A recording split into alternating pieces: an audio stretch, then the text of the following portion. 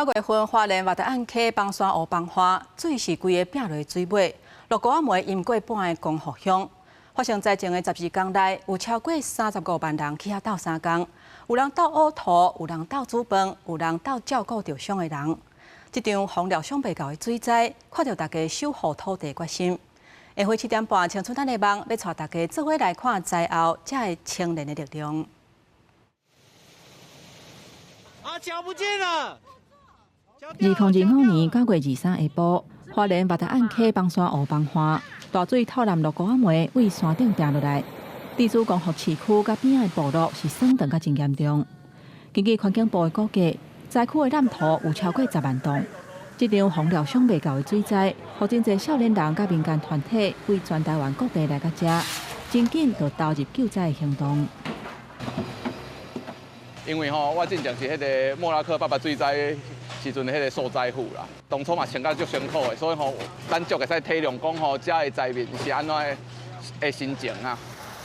面对灾后规个乱糟糟，当地青年的受灾户嘛发挥家己的专长，伊家己的餐厅正做临时的灶骹，提供灾民甲志工食食，互因有气力继续甲家园复原。我们那个村其实离佛祖街非常近，我其实没有食物可以吃，我没有水。那我们餐厅其实还很多食材，那是不是可以马上就用这些食材做些便当，然后发送给这些需要的人？原住民族阿密斯有传统年龄阶级的制度，平常时少年人就负责公共事务甲动员。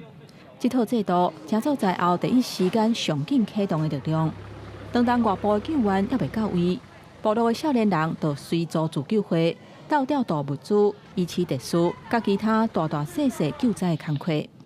我们知道，当这样子等级的灾难发生的时候，部落会成为孤岛，救灾一定是好几天后才会能够支援到部落这边的人。